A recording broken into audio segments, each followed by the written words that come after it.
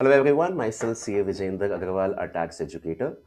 और आज ये वीडियो हम आप सब लोगों के लिए लेके आए हैं बजट 2026 के चेंजेस को एक डिटेल्ड मैनर में डिस्कस करने के लिए। बजट आज मॉर्निंग में रिलीज हो गया था and right after the announcement of the budget जो भी बजट के इंपॉर्टेंट टेक अवेज थे उनके रिस्पेक्ट में हम लोगों ने इंस्टाग्राम और यूट्यूब शॉर्ट्स के थ्रू आपको चेंजेस बताए थे। बट बहुत ज़रूरी होता है उन चेंजेस को थोड़ा डिटेल में पढ़ना भी, समझना भी, और साथ के साथ ये भी समझना कि क्या बदला है, क्या नहीं बदला है। या जैसे इनकम टैक्स एक्ट में अब हम दो अलग-अलग एक्ट्स में घूम रहे हैं, एक इनकम टैक्स एक्ट 1961 और एक इनकम टैक्स एक्ट 2025। तो जो आज चेंजेस इंट्रोड्यूस किए गए हैं वो कौन से लॉ के अंदर हैं, ओल्ड लॉ में है, न्यू लॉ में है या दोनों में है। तो इन सब चीज़ों के ऊपर एक क्लियर रोड मैप लेते हैं। साथ के साथ इनडायरेक्ट टैक्सेस में जो जीएसटी के अंदर भी बदलाव आए हैं, उन चेंजेस के ऊपर भी एक फ्रूटफुल डिस्कशन करते हैं। तो यहाँ पे मैंने कुछ पॉइंटर्स लिखे हुए हैं और उन्हीं पॉइंटर्स के ऊपर थोड़ा-सा इलैबोरेटिव डिस्कशन स्टार्ट करते हैं। सबसे पहली चीज़, जो एक्सपेक्टेशन थी कि शायद पर्सनल टैक्सेशन रेट्स के अंदर कहीं कुछ स्कोप मिल जाए, कुछ बेनिफिट मिल जाए, तो आंसर इज़ बिग नो। कुछ ये स्कोप था लास्ट ईयर कैपिटल गेन के टैक्स रेट्स को बढ़ाया गया था, तो उसमें कहीं कुछ रिलीफ मिल जाए, तो जी कैपिटल गेन टैक्स रेट्स में भी कोई रिलीफ नहीं है किसी तरह का। In fact it came as a surprise to the industry that STT के रेट्स जो है फ्यूचर्स और ऑप्शंस में, उनको थोड़ा-सा इंक्रीज़ किया गया है and it wasn't at all anticipated. So we were rather expecting benefit to some extent in personal taxation and capital gain taxation. What we actually got was increase in STT on derivatives, futures, options, etc. So personal taxation, वही 12 लाख तक के income पे कोई भी tax नहीं रहेगा under the new regime that will prevail. There are no changes in personal taxation rate. Apart from that there was one more thing. ये सुनने में आ रहा था कि जैसे फाइनेंशियल ईयर 26-27 से हमारा नया इनकम टैक्स लॉ एप्लीकेबल होता है, तो शायद नए इनकम टैक्स लॉ के अंदर सरकार सिर्फ और सिर्फ नए रेजिम को ही आगे चलाएगी, ओल्ड रेजिम को शायद डिसकंटिन्यू कर देगी। बट ऐसी कोई भी अनाउंसमेंट नहीं की गई है। ओल्ड रेजिम के रेट्स को भी लॉ के अंदर इनकॉर्पोरेट किया हुआ है। So under the new income tax act 2025 also which will become applicable from tax year 26-27, वहाँ पे भी हमारे पास ओल्ड रेजिम और न्यू रेजिम दोनों कहानियाँ चलेंगी और उनकी टैक्स रेट्स जो है वो एग्जैक्टली वही हैं जो हमारे लिए फाइनेंशियल ईयर 25-26 में थे। अगली चीज, as I was referring to the new income tax act 2025, उसी रिगार्ड में आज गवर्नमेंट ने थोड़ा सा अपना रोड मैप भी क्लियर किया। जब आज इनकम टैक्स के चेंजेस डिस्कस हो रहे थे, रादर लेट मी से बजट के अंदर जैसे ही पार्ट ए क्लोज हुआ था, पार्ट बी स्टार्ट हुआ था और टैक्स के प्रपोजल्स के बारे में डिस्कशन होना था, तो सबसे पहली बात ही नए इनकम टैक्स लॉ के ऊपर की गई। तो it is in everybody's knowledge that नया इनकम टैक्स जो लॉ है, it is becoming applicable from 1st April 2026. But as of now, we have the Income Tax Act 2025 in public domain.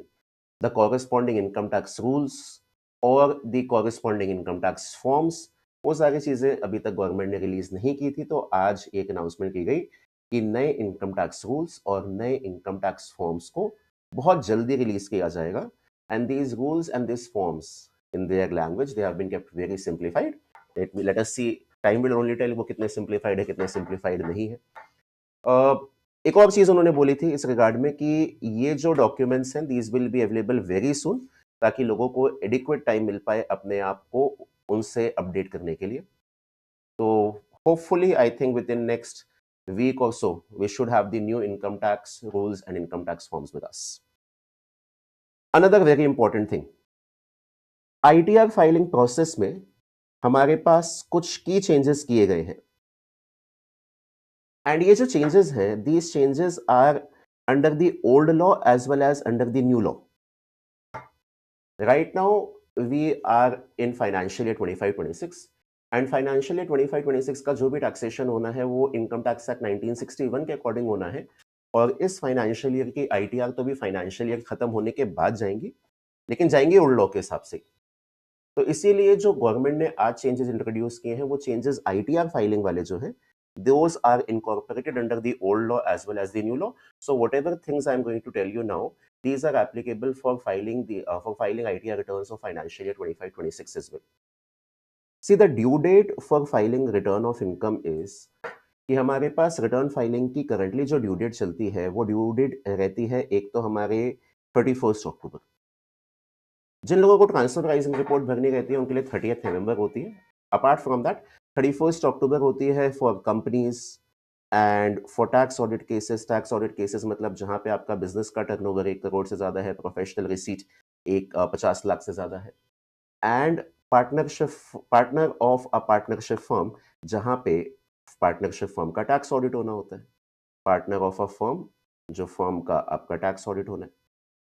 And इसके अलावा बाकी केसेस में मेरे पास जो return filing date होती है, वो 31 जुलाई होती है।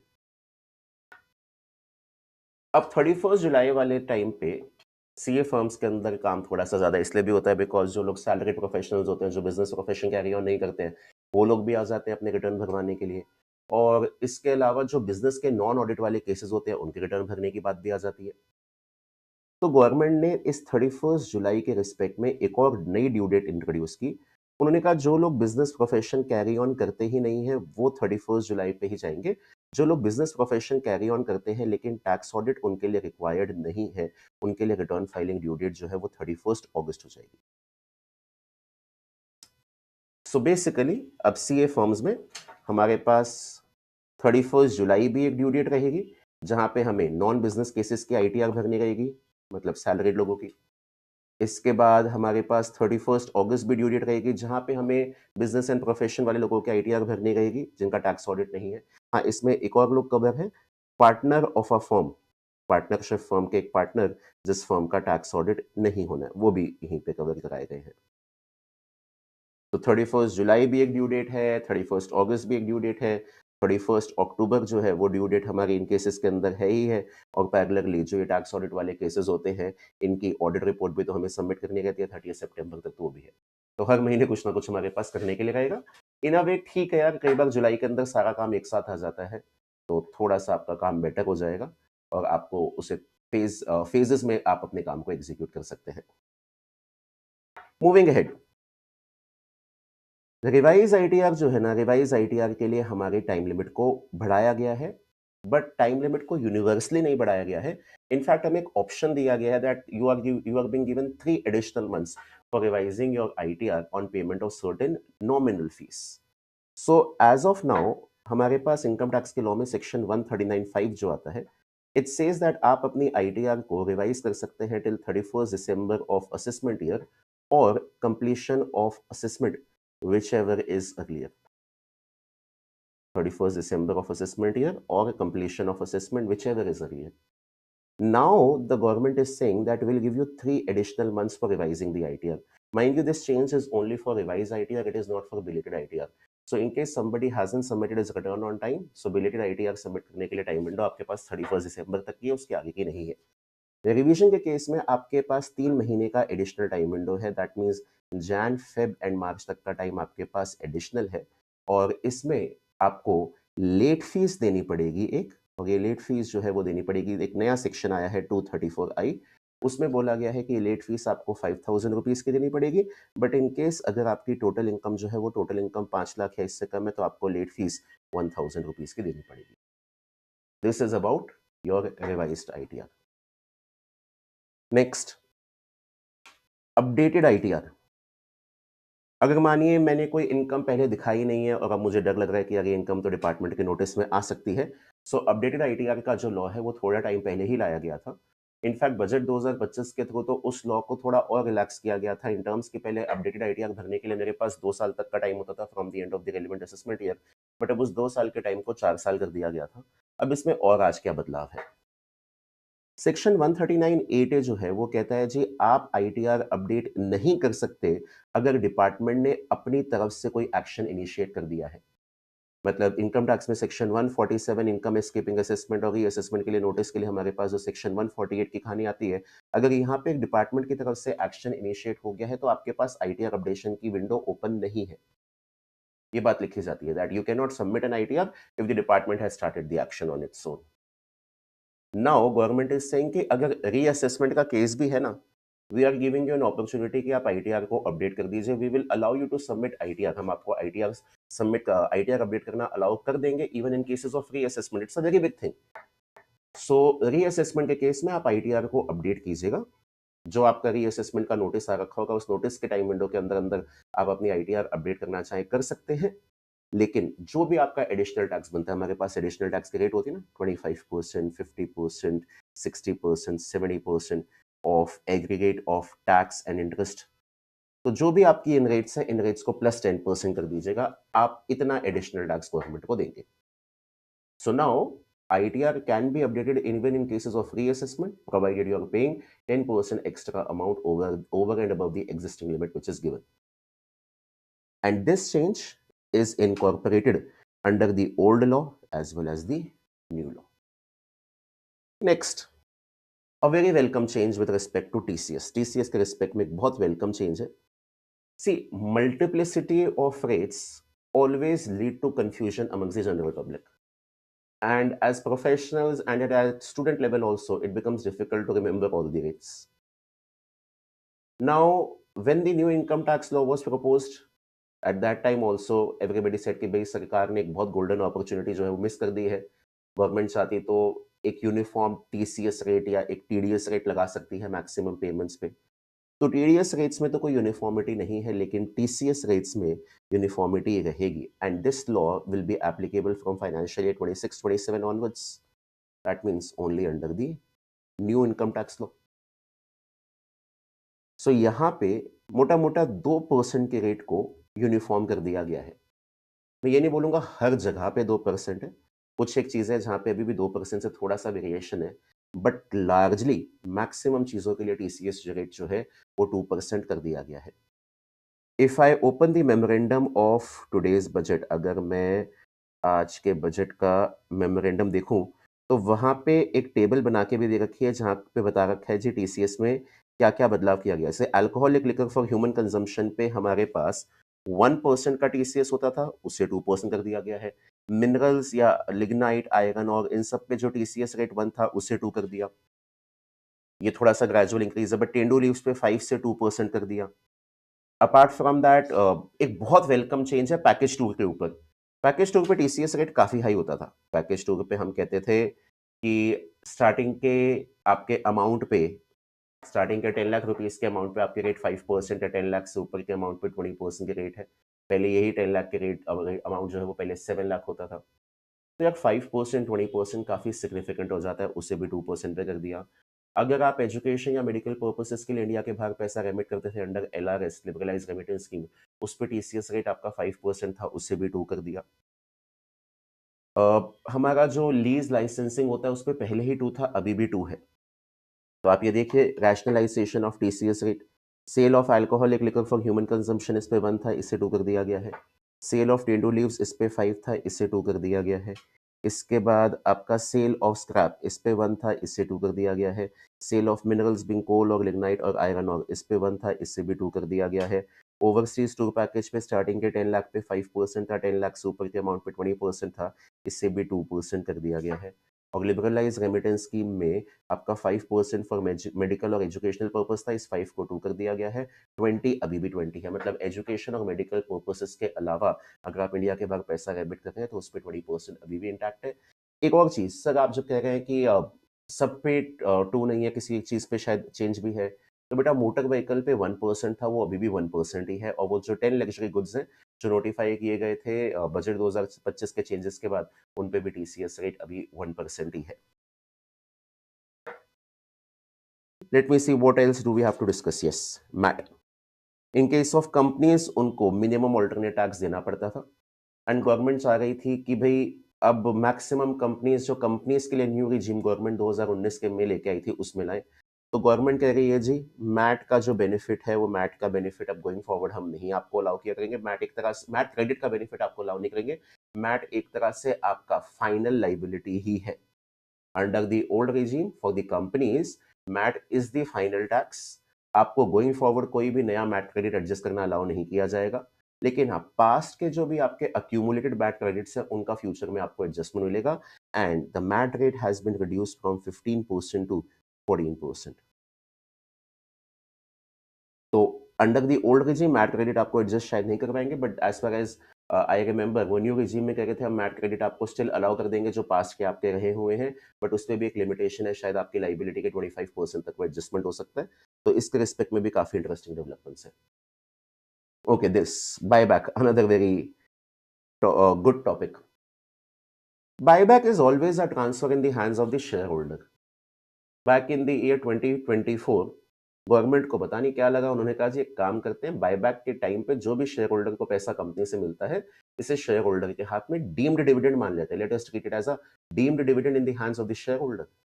They introduced a new section under the income tax law, section 222F, and that entire section was never appreciated by anyone. In fact, कोई भी उस सेक्शन को पढ़ता तो कहते थे बायबैक का डिविडेंड से क्या लेना देना है। So in the year 2024, government said that as a shareholder, whatever amount you are receiving on the buyback of shares, that will be treated as your dividend income. The entire inflow of amount shall be your income, and whatever you have paid for purchasing those shares, it will result into a capital loss. So आपके लिए capital loss है, उसे आप अपनी बाकी income के against adjust कीजिएगा. This law never gone down well with any of the people, any of the persons concerned. तो इस साल गवर्नमेंट ने वापस ओरिजिनल पोजीशन को रीस्टेट करने की बात कही है, and this will be done only under the new law. Government इसमें ये कह रही है कि buyback will be taxed like it used to be taxed earlier, it will no longer be treated as a dividend. Great. But at the same time government इस वाले law को इसलिए लेके आई थी बिकॉज गवर्नमेंट ये कहती थी कि जो भी प्रमोटर्स हैं they are offloading their shares a lot and they are taking money. So हमें उस वाली एक्टिविटी को भी थोड़ा सा कंट्रोल करना है, रेगुलेट करना है। सो वैसे तो यूजुअली जो भी आपका कैपिटल गेन होगा, जो भी आपके एप्लीकेबल रेट्स हैं, उसी पे टैक्स होगा। लेकिन जो भी प्रमोटर्स इन्वॉल्व हैं, अगर वो अपनी स्टेक होल्डिंग को डाइल्यूट कर रहे हैं बाय वे ऑफ बायबैक, उसके लिए कुछ स्पेशल रेट्स बताए गए हैं, जहां पे अगर प्रमोटर एक डोमेस्टिक कंपनी है तो रेट उसके लिए कंपैरेटिवली कम है, और प्रमोटर अगर डोमेस्टिक कंपनी नहीं है तो उसके लिए कंपैरेटिवली टैक्स रेट ज्यादा है। But otherwise a very welcome change is that this law still appeals to logic. What they did in the year 2024 by making a payment received on an event of buyback as a dividend, that was completely unacceptable, and now they have also corrected it. Another important thing, in an organization, an employer and employee both contribute to welfare funds for the benefit of the employee. And income tax के law में PGBP में हमेशा एक dispute सा चलता था कि employer contribution को जब जमा कराने के लिए रिटर्न फाइलिंग की ड्यू डेट तक का टाइम है, तो क्या एम्प्लॉय वेलफेयर के लिए भी यही टाइम रहेगा एम्प्लॉय के खुद कंट्रीब्यूशन के लिए? जो कंट्रीब्यूशन एम्प्लॉयर ने एम्प्लॉय की सैलरी में से काट के अपने पास रखा, वो एम्प्लॉयर को at the end of the day fund में तो जमा कराना ही था। लेकिन इनकम टैक्स का लॉ कहता था कि एम्प्लॉयर कंट्रीब्यूशन के लिए रिटर्न फाइलिंग की ड्यू डेट तक का टाइम आपको मिलेगा, बट एम्प्लॉय कंट्रीब्यूशन के लिए आपको रिटर्न फाइलिंग की ड्यू डेट तक का टाइम नहीं मिलेगा जमा कराने के लिए। एम्प्लॉय कंट्रीब्यूशन जो है वो वेलफेयर फंड में एम्प्लॉयर आपको जमा करा देना है जो फंड की ड्यू डेट है तब तक। So for employer's contribution and the employee's contribution, the time limit for depositing that contribution and still take benefit under the PGBP law, उस टाइमिंग में वेरिएशन था, that timing wasn't same, but उस time को अब uniform कर दिया गया है। जैसे एम्प्लॉयर्स कंट्रीब्यूशन के लिए रिटर्न फाइलिंग की ड्यू डेट तक का टाइम दिया जाता है, सिमिलर मैनर में एम्प्लॉयज कंट्रीब्यूशन के लिए भी under the new law return filing की ड्यू डेट तक का टाइम हमें दिया जाएगा। And the next to topics, they are in the light of what is happening in the international economy. Two hot topics that we discuss in the context of international economics are rare metals, critical minerals, and data centers and AI. So government ने ये समझ लिया है जी critical minerals का हमारे पास होना कितना important है, और उसके लिए इन्होंने अपने बजट के पार्ट ए में ये बात बोली भी है कि in certain southern states of India, they will be coming out with a project for discovery of critical minerals and rare earth metals etc. So in critical minerals की exploration पे जो भी खर्चा एक entity करती है, it will be treated as a business expenditure and will be allowed to be deducted under the new income tax law in the manner given under the law. So entities which are involved in exploration of critical minerals, उनका जो भी expenditure है, now they can claim tax deduction in respect of the same. Another thing, government wants कि भाई AI का infra सिर्फ ऐसा ना हो कि इंडिया के बाहर ही बने, इंडिया के अंदर भी बने। तो एक 20 साल की टैक्स हॉलिडे अनाउंस की गई है फॉरेन एंटिटीज के लिए जो इंडिया के अंदर डेटा सेंटर सर्विसेज को प्रोक्योर करेंगे। They will be procuring data centre services, so they will be procuring data center services, their income will be occurring rising in India, but still उनकी जो income है उस income के ऊपर tax exemption रहेगी। Let us see what are the final details in due course of time. जब ये चीजें फाइनलाइज होती हैं, उसके अंदर क्या एडिशनल कंडीशंस रहती हैं, But it is good to see that while framing the budget, government took those international considerations, international important points into consideration while framing the budget. जो चीजें इंटरनेशनली आज के डेट में चल रही है उनकी तरफ गवर्नमेंट ने बिल्कुल ब्लाइंड आई नहीं रखा है.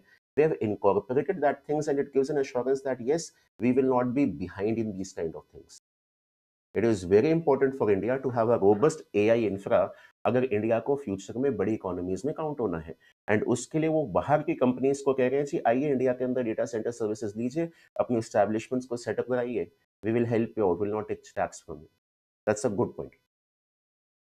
Apart from that, there were various rationalization provisions for penalties and prosecutions.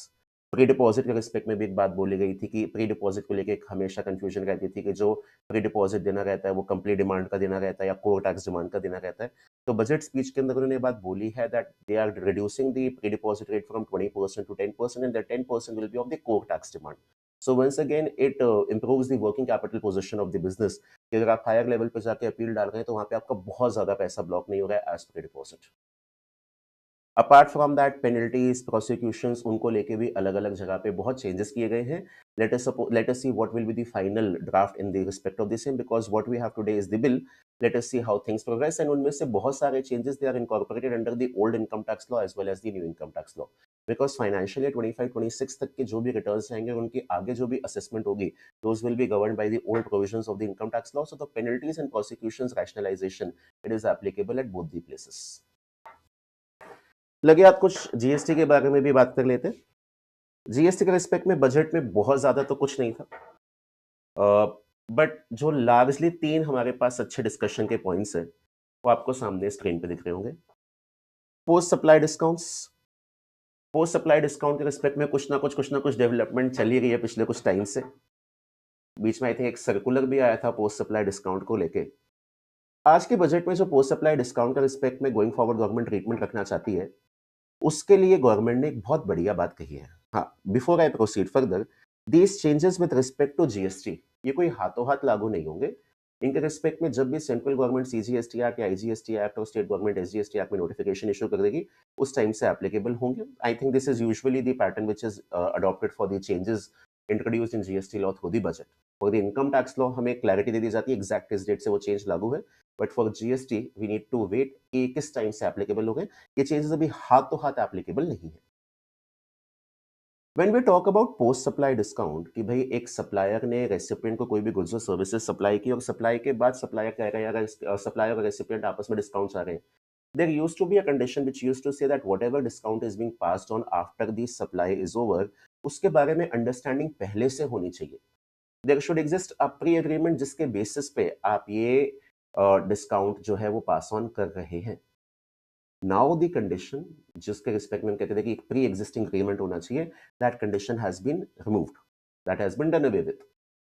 So it is a very welcoming change in the context कि कई बार जो एक मानो मैन्युफैक्चरर है और मैन्युफैक्चरर को दिख रहा है कि उसके डिस्ट्रीब्यूटर या होलसेलर के पास बहुत सारी इन्वेंट्री पाइल अप हो रखी है और उस इन्वेंट्री को क्लियर करने के लिए मैन्युफैक्चरर कोई भी डिस्काउंट देगा लेकिन जिसके बारे में अंडरस्टैंडिंग पहले से नहीं थी, तो पहले उस डिस्काउंट को आप सप्लाई की वैल्यू में से नहीं हटा सकते थे, उसके अगेंस्ट टैक्स का आपको एडजस्टमेंट नहीं मिल रहा था. लेकिन now the supplier can take adjustments for post supply discounts even if there was no prior understanding about the same. तो जो 3 कंडीशंस में से एक प्रायर अंडरस्टैंडिंग वाली बात थी that has now been done away with. So irrespective of the fact कि discount जो है it is being passed in terms of a pre-understanding or a new understanding later on, discount का adjustment मिल जाएगा. Another thing, section 34 के अंदर कभी भी section 15 का रेफरेंस तरीके से नहीं दे रखा होता था. If the supply is over, the invoice has been raised for the full amount and now discount needs to be affected, तो उसके लिए तो issue तो credit note ही होता है. तो सेक्शन 34 में कभी भी क्रेडिट नोट के जो लॉ था उसके अंदर कभी भी सेक्शन 15 का रेफरेंस नहीं दे रखा होता था तरीके से. अब दोनों सेक्शंस को आपस में लिंक कर दिया गया है and it gives a better clarity कि भाई कैसे पोस्ट सप्लाई डिस्काउंट का ट्रीटमेंट होता है. Now it is becoming more simpler. कैसे? The supplier you can reduce your liability on account of post supply discount if you are issuing a credit note to the concerned recipient and the concerned recipient has reversed the proportionate ITC.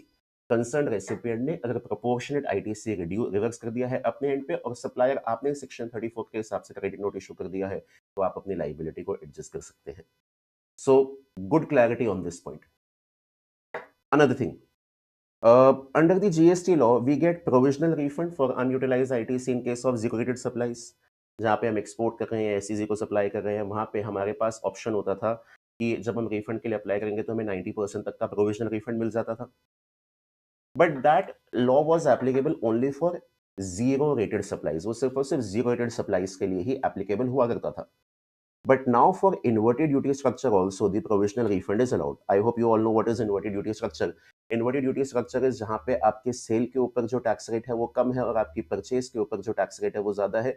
It leads to accumulation of ITC and you're allowed to take refund of unutilized ITC in terms of Rule 89 of the CGST rules. तो ये जो inverted duty का structure था इसके ऊपर provisional refund का law नहीं लगता था. प्रोविजनल रिफंड का जो लॉ था it was applicable only in case of zero rated supplies. It was never applicable in case of inverted duty structure cases. But now government ने इन्वर्टेड ड्यूटी स्ट्रक्चर केसेस में भी provisional refund के provisions को introduce कर दिया है. Section 54 has be of CGST act has been amended accordingly, will be amended accordingly in due course of time. And lastly, the intermediary services under section 13 of IGST Act, जहाँ पे हम उनका place of supply निकालते थे, इस पे हमेशा से डिबेट चलता था. See, if an Indian intermediary was providing services to one of their foreign clients, तो वहां पे जो सप्लायर है वो सप्लायर तो आपका इंडिया में हो गया, taxable territory of India. And जो फॉरेन क्लाइंट्स हैं वो आपके रेसिपिएंट्स हैं और वो रेसिपिएंट्स तो आपके इंडिया के बाहर हो गए. These recipients are outside India. The Indian version of GST, इसमें प्लेस ऑफ सप्लाई निकालने के लिए सेक्शन 13(8) ऑफ IGST एक्ट लगाते थे. And section 13(8) of IGST act place of supply जो है वो लोकेशन ऑफ सप्लायर को मानते थे, जो इस पर्टिकुलर एग्जांपल में इंडिया में लाया करता था. So although the Indian intermediary was providing services to the foreign clients outside India, but still इस transaction के ऊपर टैक्स लग जाता था because the place of supply of this service used to be in India. और इस चीज को लेके बहुत लंबे टाइम से इंडस्ट्री की तरफ से भी डिमांड आ रही थी कि GST is a destination based tax and internationally also intermediary services are taxed on the basis of destination concept, the consumption concept. So why not India should also adopt that practice? तो काफी pressure था government के ऊपर industry की तरफ से भी. Foreign के मतलब इंटरनेशनल टैक्स लॉज में भी जो बातें चलती थी उनको भी हमेशा सपोर्ट में लेके आते थे. तो आज फाइनली क्या गवर्नमेंट ने अपनी इंटेंशन जाहिर की है. उन्होंने कहा है जी for intermediary services section 13(8) will not be applicable. Basically it is section 13(8)(b) जहां पे इंटरमीडियरी सर्विसेज है. Section 13(8)(b) will now be removed. So when 13(8)(b) will now be removed, so intermediary services will move to the general rule, and the general rule is 13(2), and 13(2) is perfectly destination based. 13(2) कहता है जी अगर supplier के records में recipient का address है, location of the recipient is the place of supply. In case supplier के records में recipient का एड्रेस नहीं है तो हद मार के हम लोकेशन ऑफ सप्लायर लेते हैं, बट अदरवाइज तो it is the location of recipient which is the place of supply as per the general rule, destination based rule. So once this change is enacted, after that the intermediary services के respect में जब आप place of supply निकालेंगे where the customer is outside India, तो वहां पे आप 13(2) लगाएंगे, 13(8) नहीं लगाएंगे.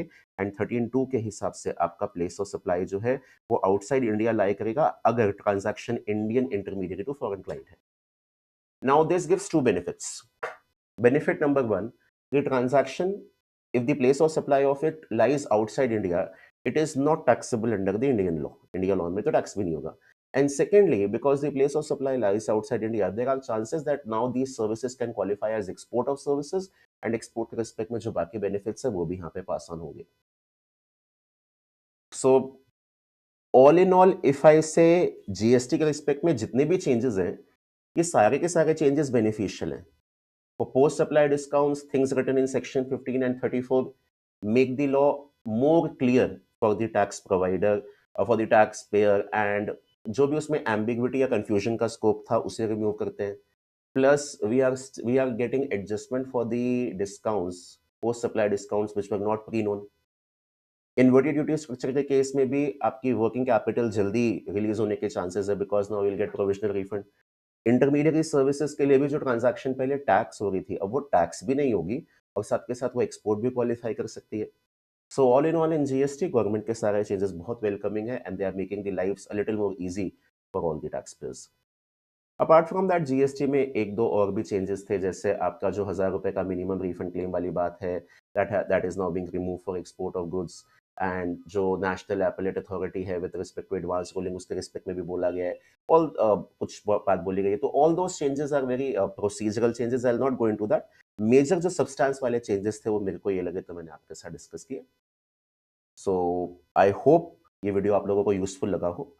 आपका भी जो इस बजट के बारे में व्यू पॉइंट है, उसे प्लीज़ आप कमेंट बॉक्स में ज़रूर शेयर कीजिएगा। And if there is any topic that you want me to, share more insights on, more inputs on that, so I'll be looking forward to a reward from you. आपको लगता है कि कोई भी ऐसा टॉपिक है जहाँ पे मैं आपको और चीज़ों के बारे में थोड़ी सी बातें बताऊँ, आप बताइएगा मेरे को ज़रूर। I will share my insights on that also. फिलहाल के लिए इतना ही। I will see you soon with more videos. Bye bye, take care.